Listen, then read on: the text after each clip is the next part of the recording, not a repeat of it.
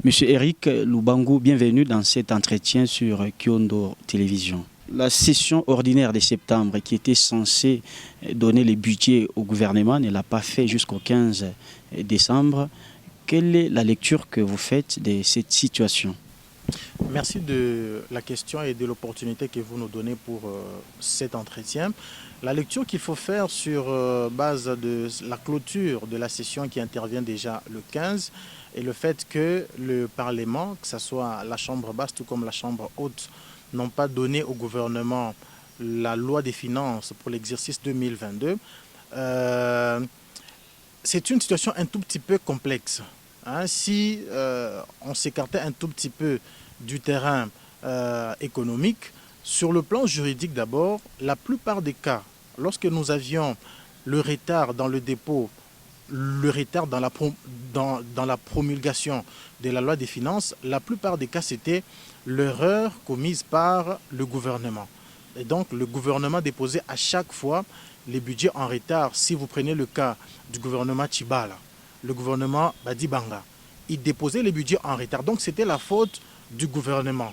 Et donc, lorsque vous prenez les articles de la Constitution qui traitent de cette matière, en commençant par les articles 124, 125 et 126 de la Constitution, l'article 126 particulièrement dit que si le gouvernement dépose le budget en retard, il y a une solution qui est donnée, c'est l'ouverture des crédits provisoires. Mais ici, nous sommes dans une situation où le gouvernement a déposé la loi des finances dans le temps.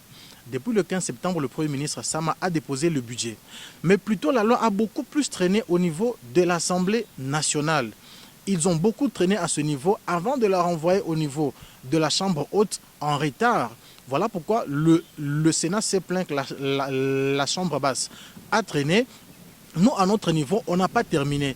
Et donc, c'est sûr que cette situation va encore nous renvoyer à l'ouverture des crédits provisoires. Donc, en des termes juridiques, je ne sais pas quelle solution sera proposée parce que ici, c'est une erreur des parlementaires eux-mêmes. Ce n'est plus l'erreur commise par le gouvernement. C'est une situation un tout petit peu complexe, mais sur le plan purement économique, je pense que nous tendons déjà vers l'ouverture des crédits provisoires et donc l'ouverture d'une session extraordinaire au niveau du Sénat.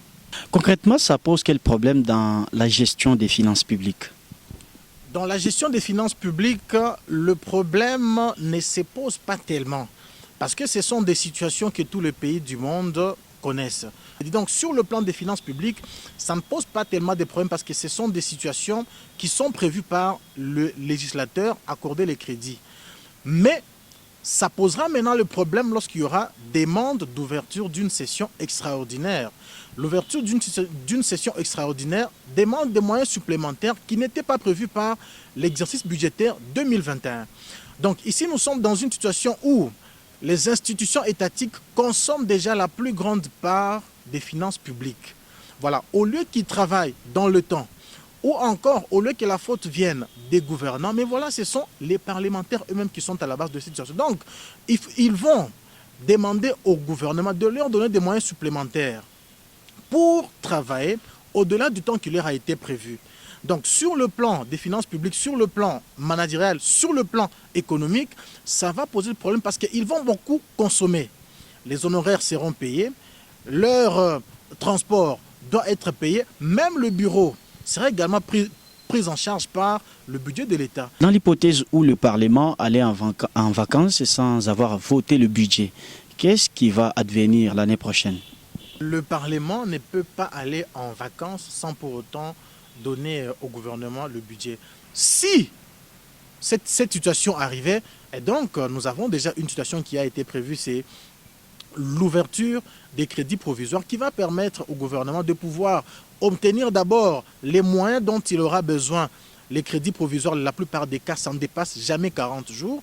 Et donc les crédits provisoires qui leur seront accordés vont leur permettre dans 1 mois et demi de trouver certaines situations ou problèmes qui vont se poser. Mais lorsqu'on vous donne des crédits provisoires, vous comprenez que vous n'avez pas tous les moyens qu'il vous faut pour pouvoir travailler convenablement. Et donc cette situation, d'un côté, bloque le gouvernement des Warriors de travailler comme il se doit, parce que l'Assemblée nationale a transmis la loi des finances en retard au niveau du Sénat. Monsieur Eric, merci beaucoup d'avoir répondu à nos questions. C'est à moi de vous remercier, Kyondo Télévision, tous les agents, tous les responsables. Profitez également de l'occasion pour présenter mes vœux les meilleurs pour l'an 2022, mais également les vœux de joyeux Noël.